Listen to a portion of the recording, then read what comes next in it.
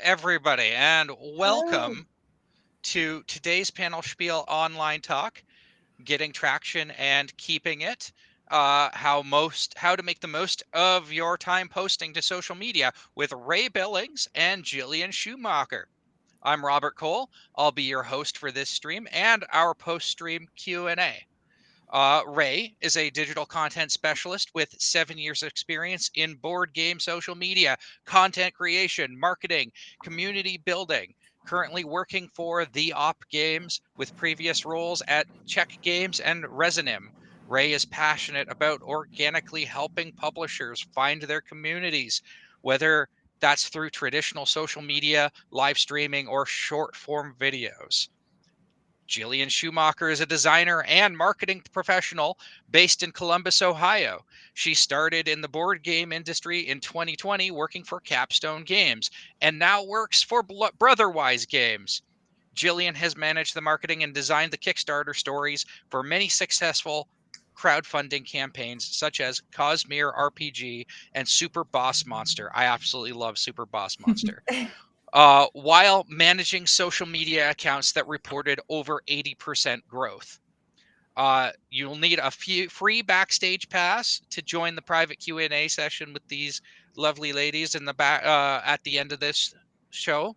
Uh, but so but you'll be able to join through Discord. Sign up at protospiel.online/panelspiel. Once you have a pass, visit protospiel.online/panelspiel-discord to pair your Discord username with your pass and get access to the Panelspiel areas in Discord. Uh, I am definitely excited to hear what both of you are going to say because I actually just completed a marketing course, and so Oh, Nice. yay. yeah, I'm about to complete. I'm about to finish a whole business management course. So Hey, congrats. Yeah, yeah, so congratulations. thank you. And so yeah, so I'm definitely want to hear what a pair of experts have to say about the topic. You know, Yeah, well, we're excited. All right. I guess it's over to us. All right. Yeah. Hopefully, you can see our slides and everything. But yeah, welcome to Getting Traction and Keeping It, how to make the most of your time posting on social media. We got a little bit of introduction to us both. Reshare slide. Aha. Yes, I will do that. Yep. Yep. There I we was like, go. I can't see it, but I will How believe you that about it's there. now? Yes. There we go, baby. Okay. So just as a reminder recap of who we are. Let me go back. There we go. Let me hide this. There we go. Wow. Amazing. Yeah, I'm Ray. I have 7 years of experience doing board game marketing with a focus on community and content creation. I've worked for a variety of companies, from small indie companies that are made up of just a handful of people to large international companies, and now to a large domestic company. And Jillian, if you want to just go over your stuff real quick. Yeah, I've got 5 years of experience in board game marketing. I've been in the industry since 2019. I started out in the fulfillment side, but my focus in the past couple of years has been on social media growth and crowdfunding.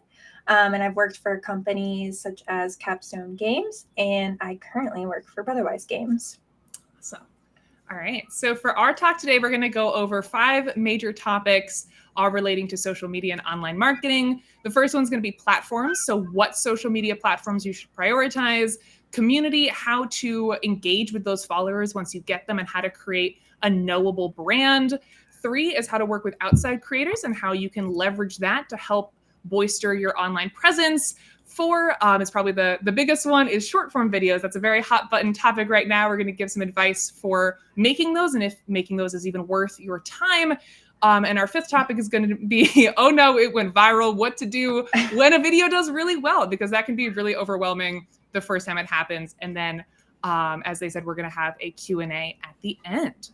So our first topic, as I mentioned, was platforms. What platforms should you be posting to? So my general advice here is don't try to do everything. It feels like every week there is a new platform, whether it's Mastodon or Blue Sky or a new strategy. You should talk like Wendy's. Like there's all these different, everyone, I swear to God, every day on LinkedIn, there's a new, like, here's how to do it. Like, yeah, this is the only way to do it. And I wrote this with Chat GPT for sure. Yeah, so the first piece of advice here is figure out where your audience is, what they want to see from you. Don't try to do everything. There definitely is something to be said for trial and error when it comes to social media. But if you're trying everything, you're going to burn out super quickly. And social media can look super different depending on the type of games you're making. Which is why for the rest of this presentation, we're going to be breaking down each category into 3 sections. The first is like this. It's going to be general advice that kind of, transcends no matter what game you're making, general good best practices. And then I'm going to pass it over to Jillian, who's going to talk about her experience on the topic, marketing more to a hobby audience. And then I'm going to speak a little bit to my experience marketing to mass market, because there's a ton of overlap, but also quite a lot of differences between those two audiences. So we wanted to give you the breadth of advice so that you can pick and choose whatever is relevant to you and the games you're marketing. Yeah. Yay. So, Jillian, you want to tell us some hobby advice for what platforms you should be posting to? Yeah. And I just want to apologize real quick. If you see me shuffling around, it's because I have a cat that's like trying to get on my lap and talk in my microphone about they have a lot to say. Yeah, I know. He's got a lot of social media advice. He's a social media star. But let me get into this real quick.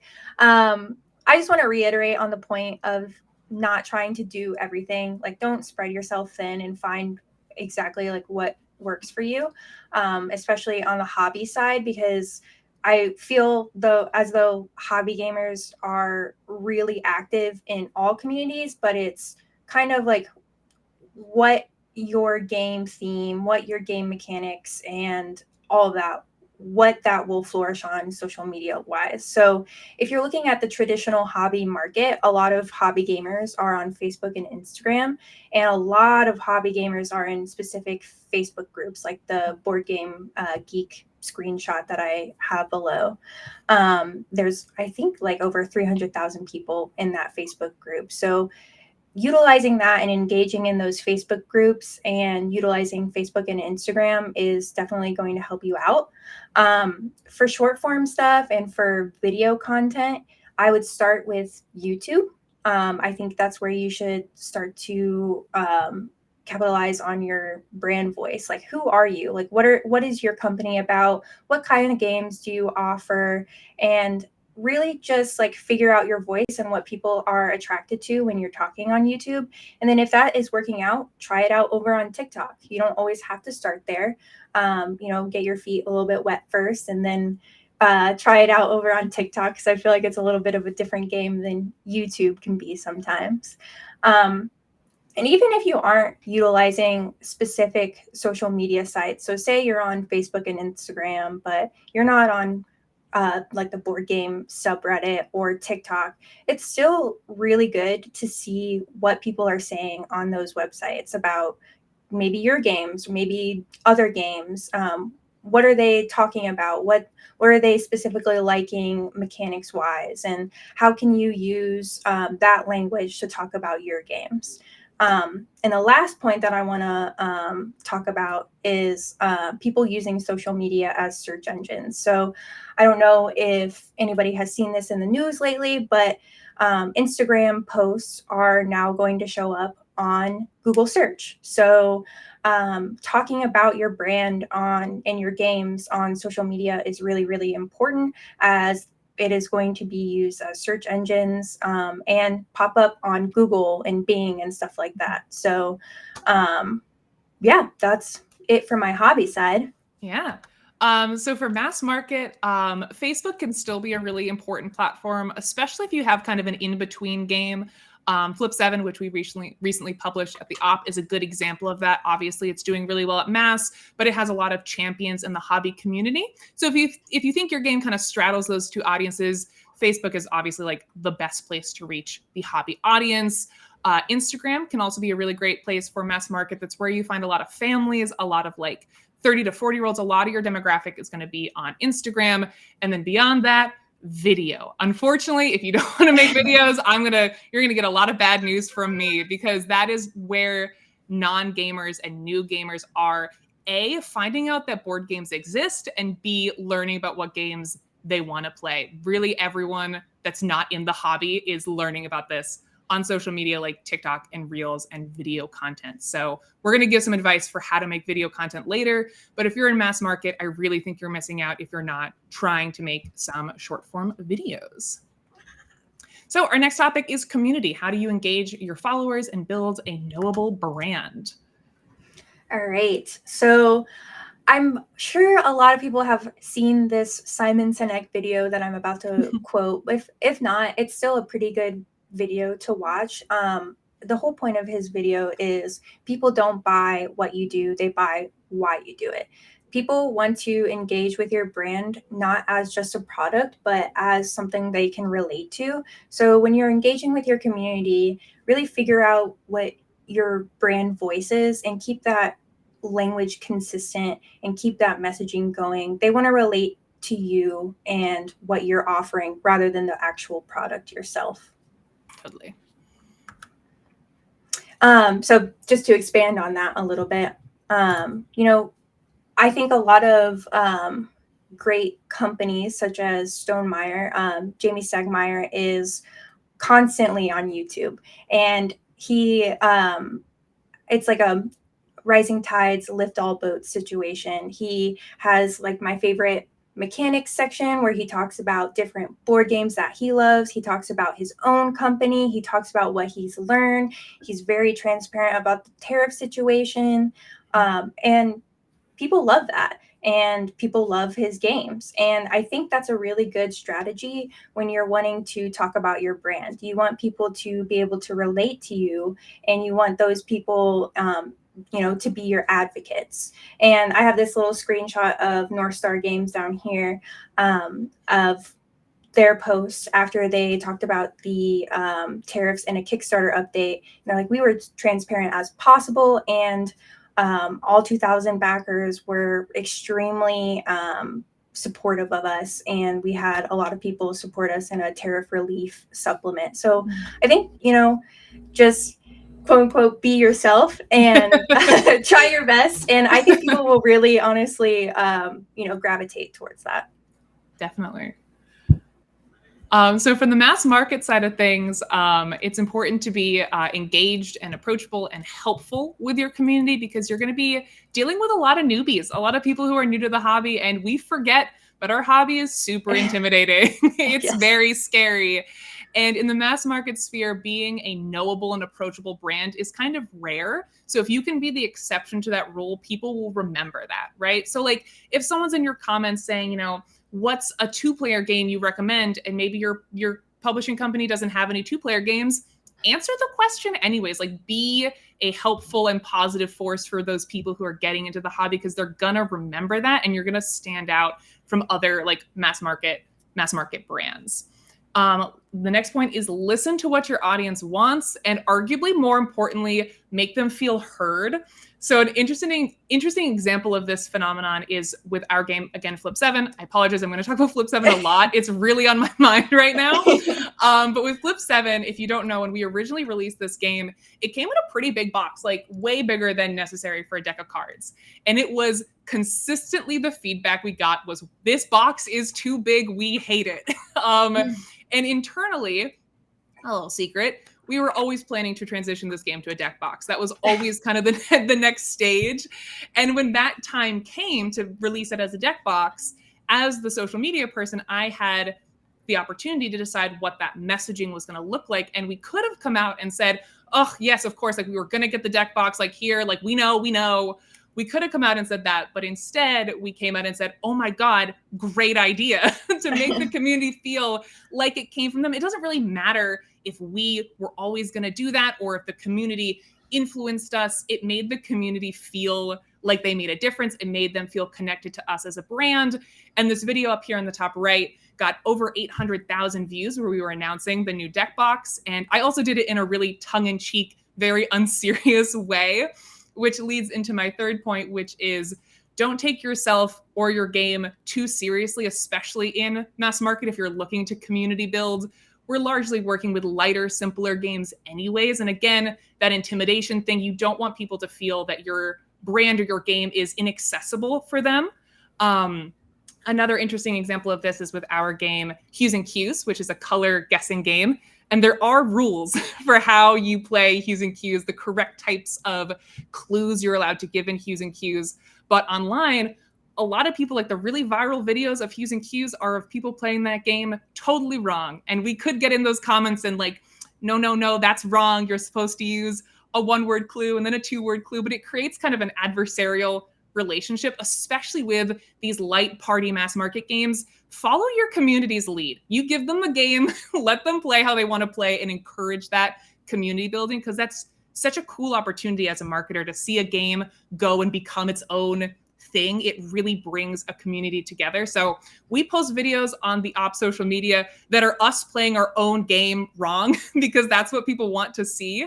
And a really interesting example of the opposite of that is Uno is kind of notorious for being sticklers for their own rules, which I find super interesting. It's almost worked in their favor because it's such a meme at this point. But if that were me, I never would recommend that adversarial relationship. People like when Uno is punishing and ridiculous. Let people play that way. I think that will always benefit you and your community, is to follow their lead and play it the way they want to play it. That specific tweet always makes me laugh. Thank you for the cards, but you got it wrong. Yeah. I love it. I mean, it's kind of works for them because it's this funny adversarial relationship, but that makes me so nervous as a marketer. I'm just like, give them what they want. All right. Our next point is outside creators, how to integrate independent creators into your social media presence. So we all know you need to do sponsored videos. You need to give out review copies. If you're watching this, you already know that, but how can you get extra mileage out of that? And how can you do that in a helpful way? General advice is to establish really good communication between you and your creators. You need to be able to know how to get what you need out of that relationship, and they need to know how to get what they need from you, right? So you need to have that good communication, keep track of who are you sending these games to? Did they actually review it? Did they actually like it? Because it's not just about sending games to the biggest creators. It's about sending games to people who actually want them and want to be champions for them.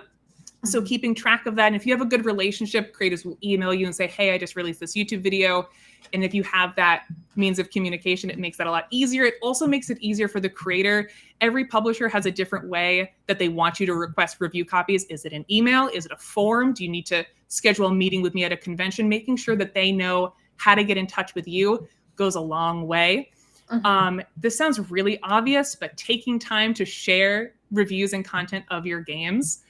Independent creators, they're looking for that engagement, that exposure. And if you can help them get that, they're going to be incentivized to work with you again. If it's just putting an email or putting a video in an email blast, putting it on your website, sharing it to your social media, it creates a symbiotic relationship that sounds really obvious, but is really, really helpful.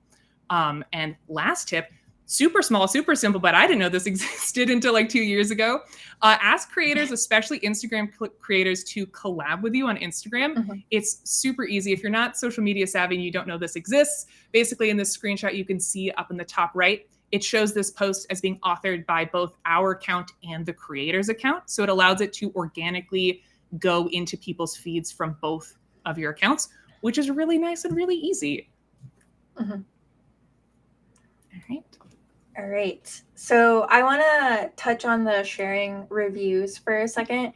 One thing I want to say is, and this might be an unpopular opinion against publishers, but I think you should share even negative reviews of your game, mainly because good negative reviews are still informing your audience and consumers. Someone is going to look at a negative review and they're going to be able to, parse that information and be like, oh, this person doesn't like deck builders, for example, but I love deck builders, so I'm going to want to get this game.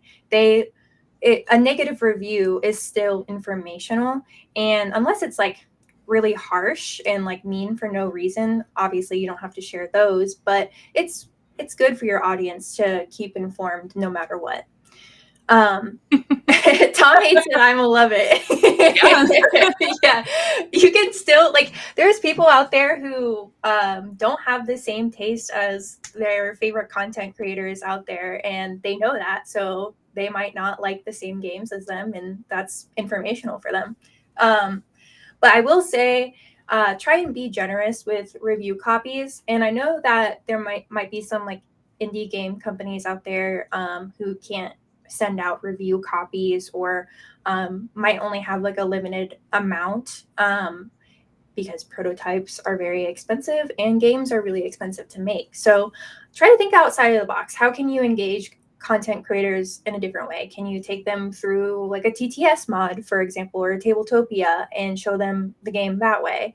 Or like this example I have on the slide, try going to your local game store and get people talking about your game that way. You can be your own content creator in that way.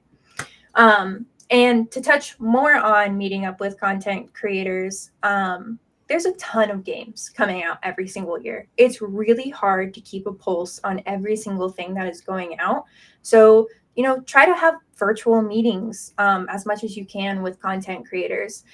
Something that was recommended to me recently that I have found a lot of value out of was to have like a stream to a host of content creators and talk about your games. So do this annually. And these content creators can engage in the chat and talk about the games and, get excited that way.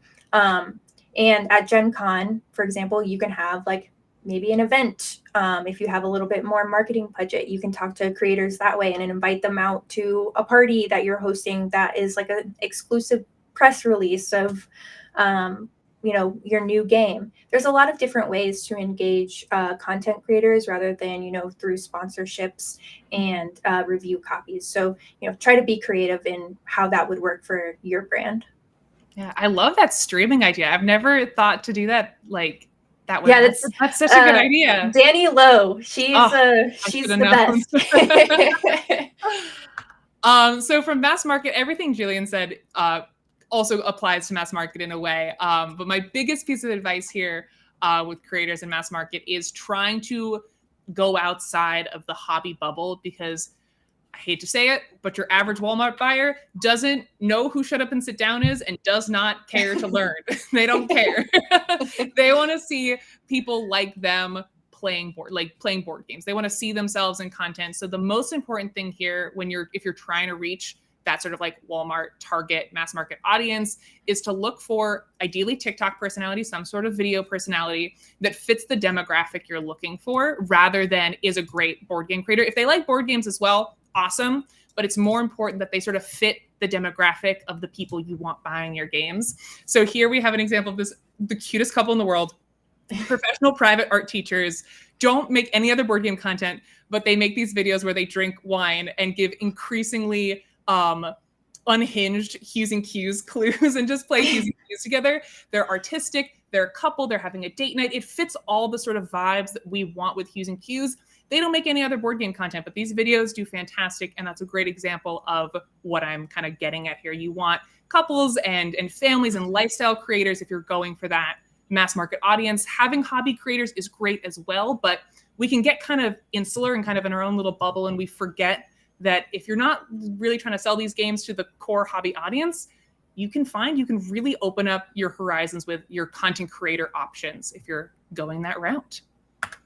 All right, time for the big one. We're going to talk about short form videos. Should you make them? And if so, what kind of videos should you make? So this is a big slide here. Lot of advice for just generally making videos, and we're happy to answer and get into more details on this during the Q&A in Discord after the panel. One of my biggest pieces of advice that I always give for short form videos, regardless of what kind you're making, is to try to find an opening hook if you can, whether that be visual or narrative. Visual could be something stupid, just like grabbing the camera, slamming the game down. We're just little dopamine seeking gremlins. Anything that's like flashy and visual will be a big help. Also, you can go the narrative approach, which is asking a question or making some sort of provocative statement at the beginning of your video. It doesn't have to be crazy. You just be like, have you ever played a $200 board game? That makes someone go, no, I haven't. Let me listen. It could be whatever. Any sort of question that kind of grabs people's attention can be really helpful. Also, you got to kind of know what you're doing with your video. I find that most successful videos either fall into educational or entertainment. If you're doing a third thing, awesome, but like know what you're doing with that. You know what I mean? Like approach this video of like, what is the viewer getting out of this? It sounds really simple, but like sometimes, at least when I first started making videos, I was kind of making them for me. And then like I watched them back and I was like, yeah, of course nobody watched. I was just kind of like talking to myself in a way that, like, you know what I mean? You have to sort of think of it as someone watching it. What are they getting out of this? Why would they watch this video? As simple as that sounds. And then some quick equipment tips. Your phone is fine. It's probably what I get asked the most often is like, do I need a camera? No, you really, really don't. Honestly, I find it just slows you down with how much with short form video, people aren't looking for high quality. They're looking for consistency and like putting out a lot of content, which if you have to use your DSLR and transfer, it just like takes more time. Just use your phone. If you have a modern iPhone, that's totally fine. I would say invest in a microphone if you can. Just like a $20 mic from Amazon goes a long way. Shoot with natural light or any sort of light on your face will go so far. If you can avoid being backlit, that would be huge. You can just film in front of your window. You don't need a key light or a ring light. Just be nicely lit. Be in a quiet space. All of that will do wonders. And my last tip, it's not what people want to hear, but try out some basic editing. Take an afternoon and learn DaVinci Resolve. It's like Premiere Pro, but free. Any sort of like basic editing or in the TikTok app works for a lot of people. Because unless you're already a like seasoned content creator, filming a 1-minute video in one take and not saying or pausing is impossible. I can't do it. You've probably noticed it during this presentation. I can't do it. I can't talk consistently without that. I edit the shit out of my videos. I read every line like 10 times and then I'm like, yeah, I'll take the best one later. It takes the pressure off of this kind of, there can be kind of this anxious energy if you're filming your first video and you're trying to get it perfectly, the whole minute-long thing in one take. It's kind of off-putting if you're kind of, you know, if people can feel like you're struggling through it or you're checking your notes. Take the pressure off yourself. Learn how to do just like some super basic editing so you can ramble and take a bunch of takes and stitch them together at the end. I know it sounds annoying, but I promise it's worth it. Yes. It's good. It's good for people's attention spans too. I think like kind of like cuts from time to time naturally makes people a little bit more attentive to the whole video rather than someone just like monologuing for a minute or two. Totally. Oh, sorry. I am on the wrong slide myself. I haven't pulled up on my other monitor so I can read it. But yes, hobby gamers, as much as we may dislike it, short form videos are worth it. And you don't have to be too fancy. Like Ray said, like try to invest in something small at first, like a tiny lav mic, for example. Clip it to you, hold it in your hand, even though people complain about it all the time. Put it on a straw, put it on something like, I don't know. People do a lot of fun things with lav mics. And that's even kind of a hook in itself sometimes. So, you know, just invest a little bit into it, see how you feel. And then as you kind of get used to short form content, you'll figure out what you need next, whether it's a ring light or maybe you want to get a new phone and new camera, whatever works for you. And to touch back onto my original slide, consumers love the people behind the brands. I will say as soon as Ray took over at the op, I was tuned in. I was ready to go. I was like, I love this person. She's fun to watch. She's entertaining. And now I'm going to follow the op because she's a cool person. An example of you know, showing your face and trying to kind of be informative in a way is this TikTok from Brandon Sanderson. He is a big celeb, basically. He's one of the biggest authors of the moment right now, and he still takes time with a tiny little lav mic on his blazer and just talks. And he does have a big following, so people really, really love it, but it's still informational and fun for him to do. He just came out with like a really great video the other day where he's just walking down the hallway, showing off art in the book and talking about how generative AI is not something that he doesn't want to necessarily support. And he did it in like a very informational way. And all the comments, despite this being a pretty like heavy topic online, were very in support of him. So, you know, try to find, you know, what information you want to bring, what you stand for as a brand, and bring that in your short form videos. And like Ray mentioned in a previous slide as well, look at what other industries are doing for short form content and different content, whether that's reaching out to different content creators or people in different industries to see if they want to try out your products or what's working for, you know, a candy brand, for example. What's you know, what's Sour Patch Kids doing that's working for them, for example, and see if you can use that for your own brand and see how, you know, you can utilize that for the future. I love what you said about where you hold your lav mic is a hook.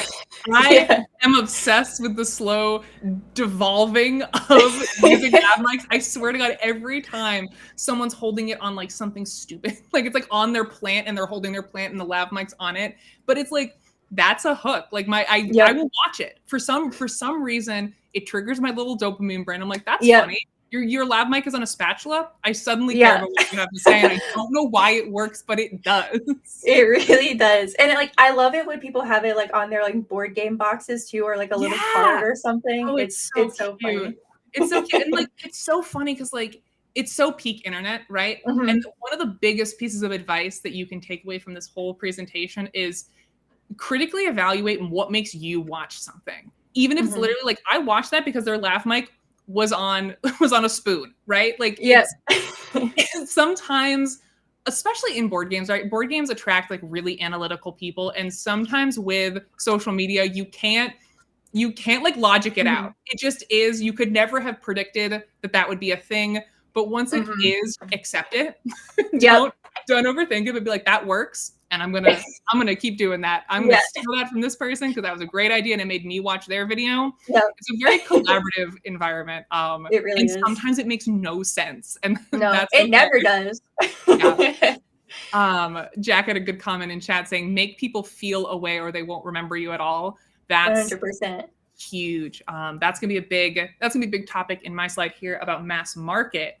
I've already harped on it a bunch, but just one last time, if you're not making short form videos and you're trying to get your game in a Target or a Walmart, you are missing out. This is such a big marketing opportunity of the moment right now. And yeah, going off of what Jack said in the chat, prioritize gameplay and vibes. Again, mass market audiences don't want to hear every minutia of how your game works. They want to know, if I drink with friends and play this game, is it going to be funny? That's what they want. They want to know, like, what am I going to feel when I play this game? And that can sometimes be hard to capture. And especially with hobby games, that's even harder to capture. But with a party game, if you've got a social deduction game that always ends in people screaming at each other, 30 seconds of that, boom, that will sell your game on social media. Like capturing the feeling of what it feels like with Flip 7, right? The big emotional highs of Flip 7 are when people bust, or when people get a Flip 7 and they pull out a crazy victory at the end. Those like screaming high moments, that's what sells the Flip 7 experience on social media. So with party games and mass market games, you're really selling vibes and the experience of your game rather than the player count and how much it costs and like all that stuff. People will go, they'll search it, they'll figure it out. What is it going to feel like? If you can figure out how to distill that, that's like the key to mass market social media, or TikTok at least. This one's kind of controversial, but keep it short and skip your intro. If you're marketing a party game, nobody wants to hear me say, "Hi, I'm Ray from the Op Games, and today we're going to be playing." They've swiped. They're gone. They're so gone. They're 2 videos down by that point. With Mhm. this audience in particular, it's so funny because this is one of the few points that I feel like is the opposite of hobby. Like hobby wants to know who you are and why you make board games. Mass market does not care. They do not care who you are or why you do what you do or any of that. They want to see a funny video that's going to make them laugh and going to make them want to go to Target and get that game for their game night tonight. Like that's what they want. So keep it short, get straight into the interesting part of your video as quickly as possible. The last point here kind of goes off of that. It's something that I like to call confusion marketing, which is a very interesting phenomenon in this mass market TikTok space. Taco Cat Goat Cheese Pizza is a great example of this. They were early to the TikTok game and they did this so well. Their early viral videos are literally a top-down shot of 2 people playing Taco Cat Goat Cheese Pizza with no explanation, nothing. Just 2 people slapping down cards, saying silly names, and occasionally like hitting the table and screaming. Like, no, why? What are they doing? That is a hook. What is going on here? I need to know. So if you're watching that video, what do? You go to the comments. First of all, engagement right there. I've opened the comments. Cool. I'm scrolling to try to find somebody who can explain this to me. More engagement. And it's created almost this little community of people who've taught this game to themselves by just watching it a bunch because they're trying to figure out what on earth is going on here. It's a unique phenomenon with party games in the TikTok space. If you can do this, I think it works really well. If your game doesn't need explanation, just start playing it. Just show people what it looks like and they'll figure it out. It creates also what I like to call content rabbit holes, which is don't give everyone all the information. Let them go figure it out. Like with that Flip 7 box reveal video, the whole video is me saying, God, people hate how big the box was. God, everyone hates this big box, but I never showed the big box. So all the comments on that video were like, show us the big box. How big was this box? And You'll never know. You'll never know. And so what people would do is they would ask each other in the comments, or they would go to the search bar. Like Jillian was saying, people are using social media kind of as a search engine now. They went to the search bar and typed in Flip 7 box. And how do I know they did that? Well, because the top video that shows up when you type in Flip 7 box went from about 2,000 views to like 20,000 views. This was an old video. It like jumped 18,000 views like the day after that box reveal video was posted because people were trying to find the answer. So if you have something like that that kind of confuses people or makes people want to know, don't tell them. Let them find out for themselves. It creates a fun sort of community engagement opportunity and a little rabbit hole that people on the internet love to go down. They love to go to deep dive into like a random topic they didn't know existed. So yeah, that's my slide for that. Last one is, if you do hit a great video and it goes viral, what do? You don't panic. That's number one. So scary though. Yeah, it is. It is. But if something does go viral, you should analyze it as much as you can. Even if it means like looking at who engaged with it, your viewers, what are the comments saying? Try to like analyze it as much as you can so you can figure out, what made this go viral and can I do it again? A lot of the times though, I will say, is like sometimes things just go viral for no reason. Like there isn't a rhyme or reason behind it. Your 10-second video that you didn't even care about, that you filmed in like 2 seconds just because you needed to post something today, went viral.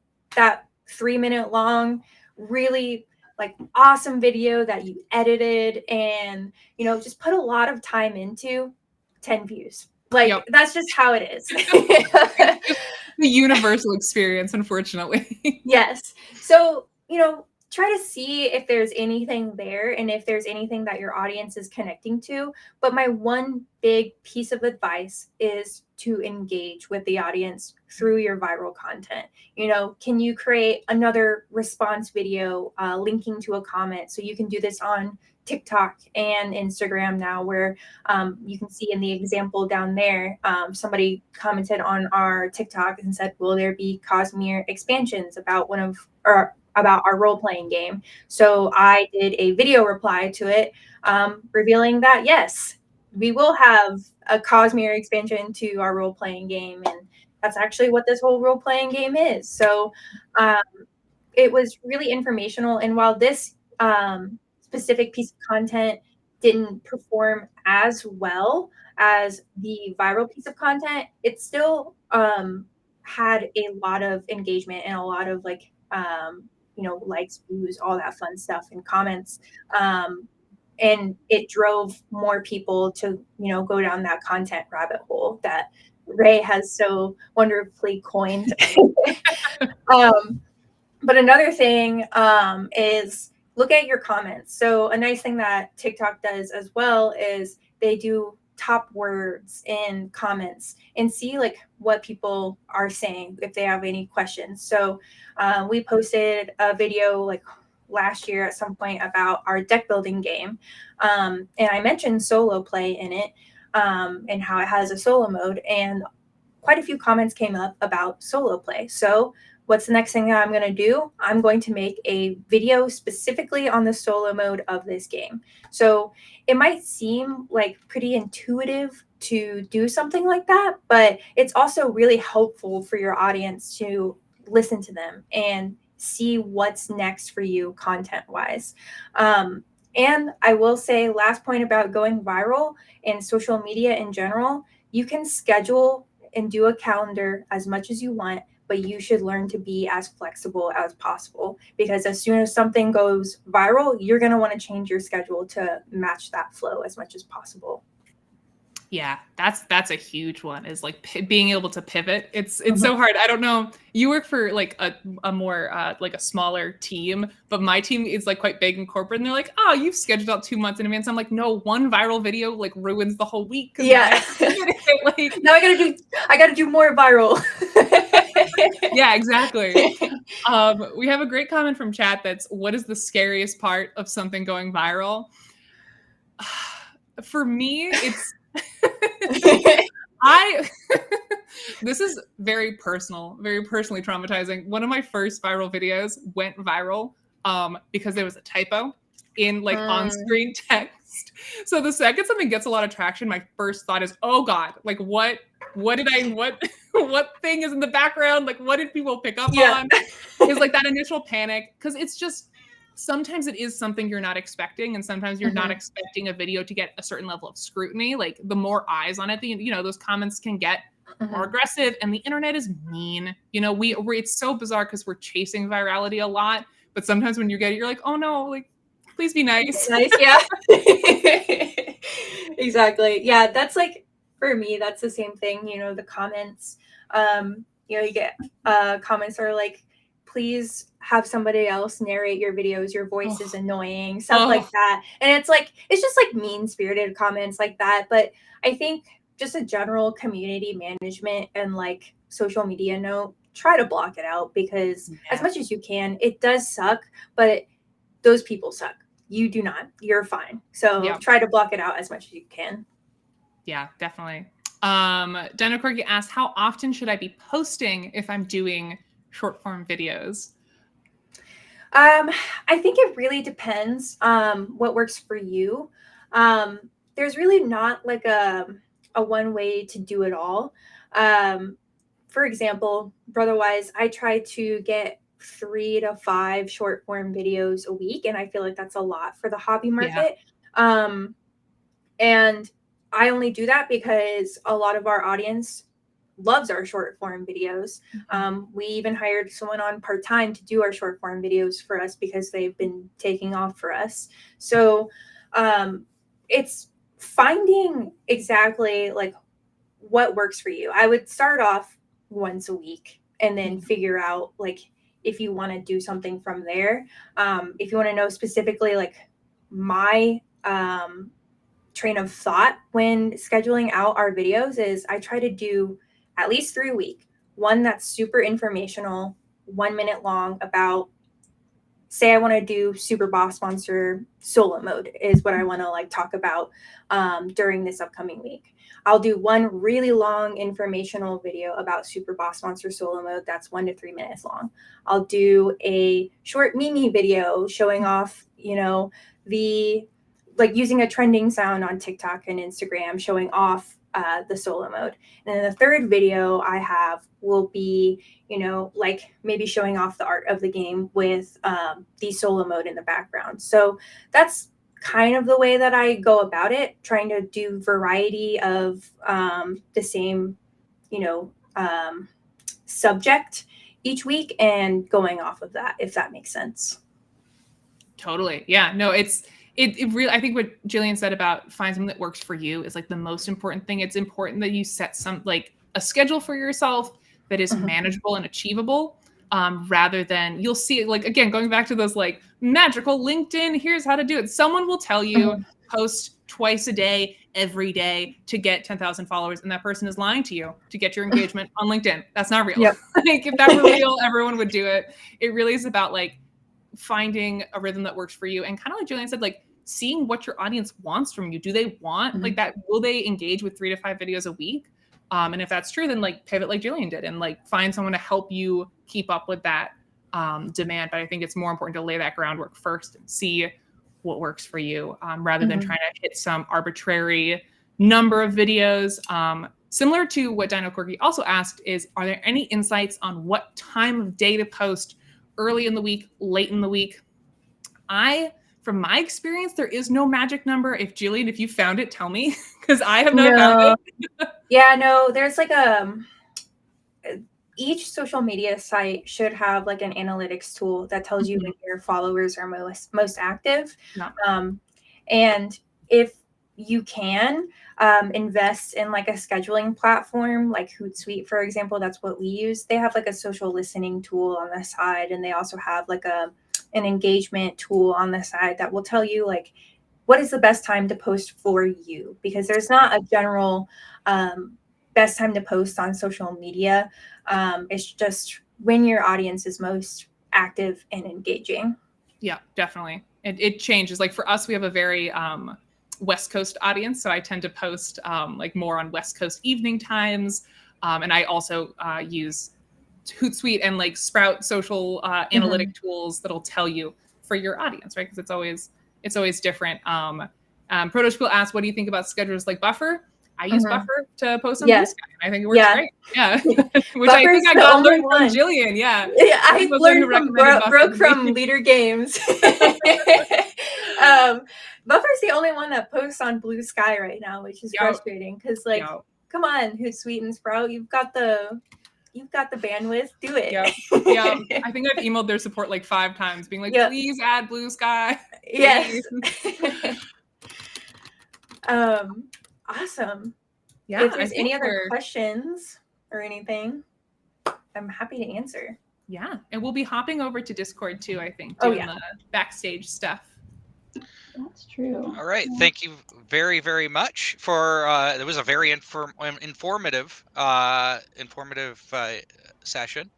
I'm here with Heather Newton. She's the lead organizer for Protospiel Online. So I think we're almost ready to take for the live audience Q&A call on the Discord backstage. If you can't see the backstage channel on Protospiel Online's Discord server yet, get your free backstage pass at protospiel.online/panelspiel.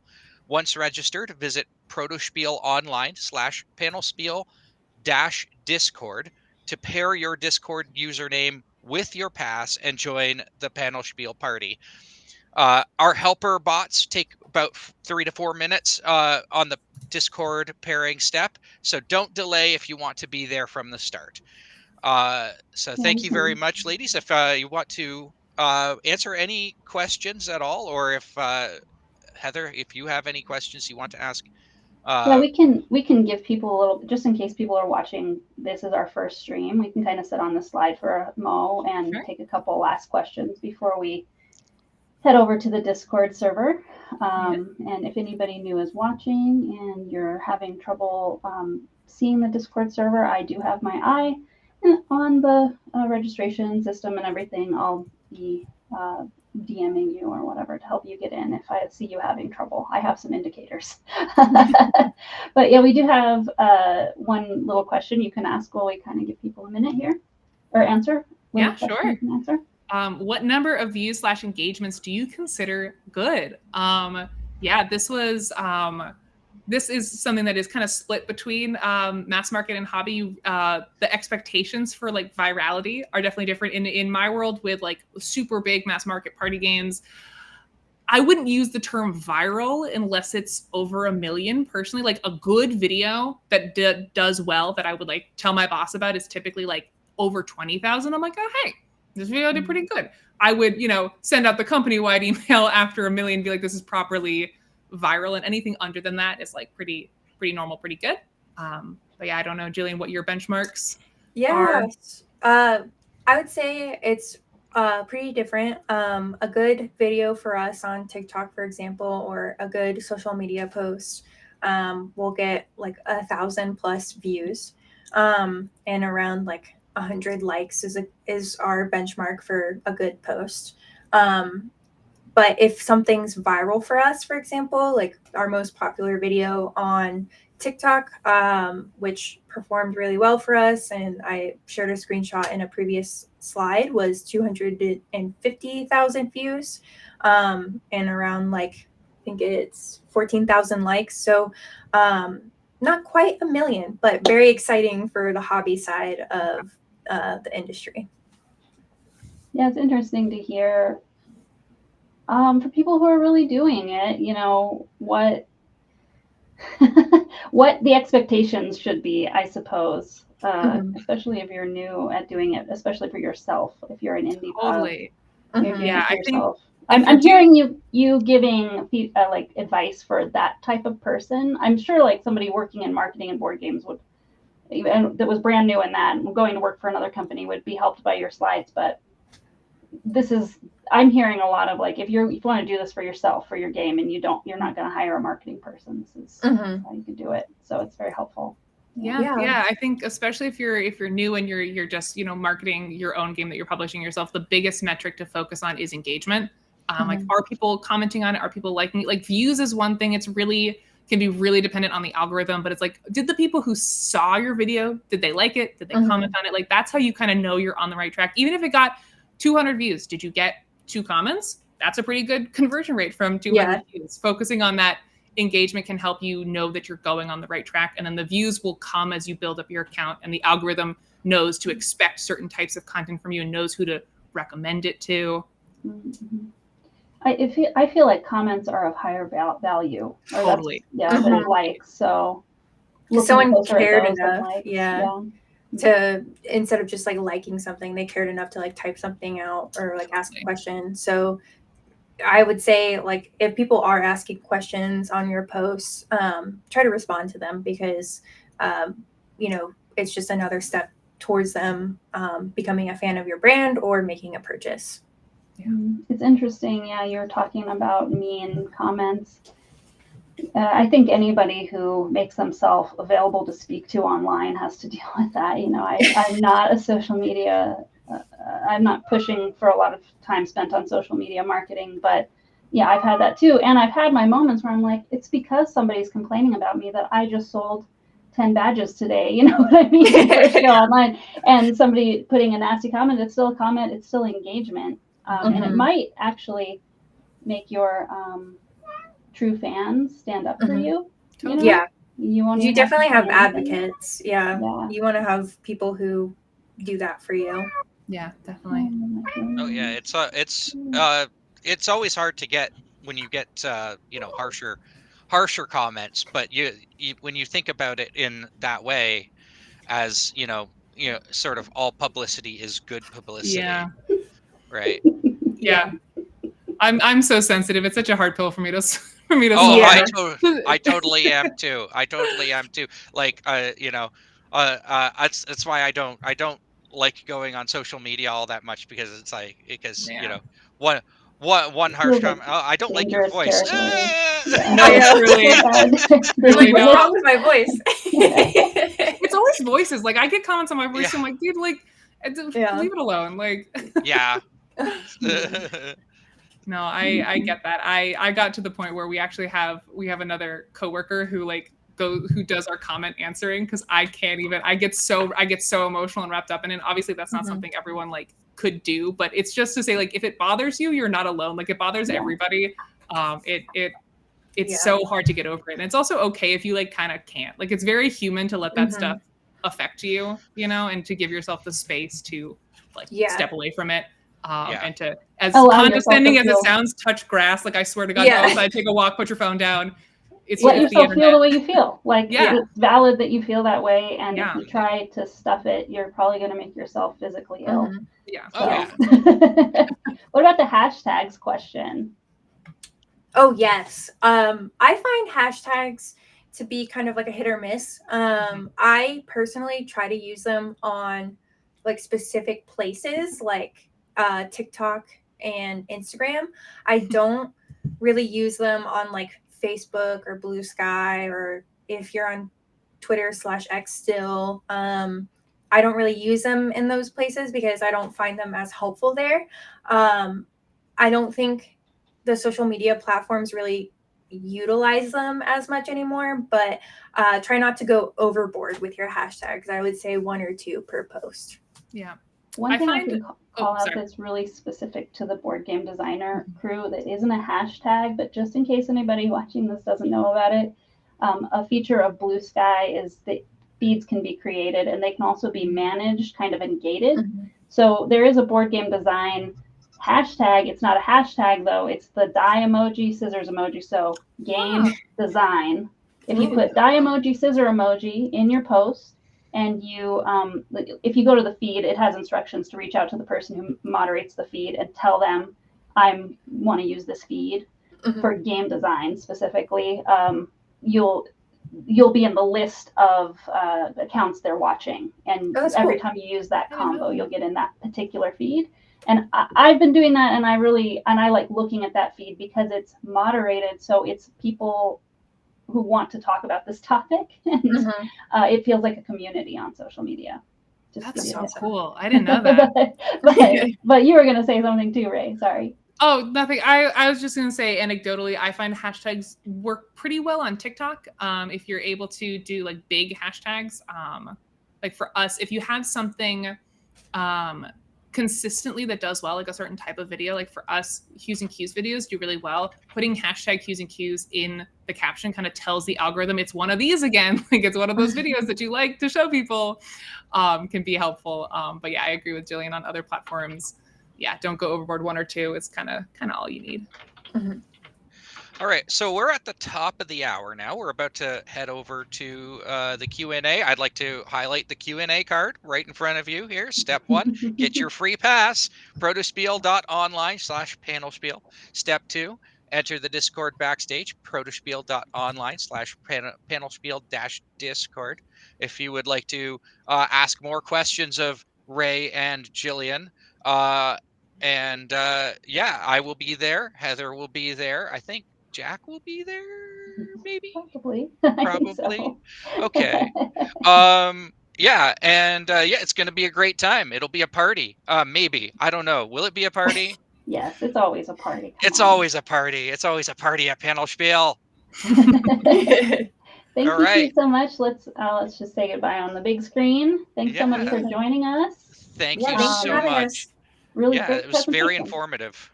Bye, everyone. Thanks. Bye.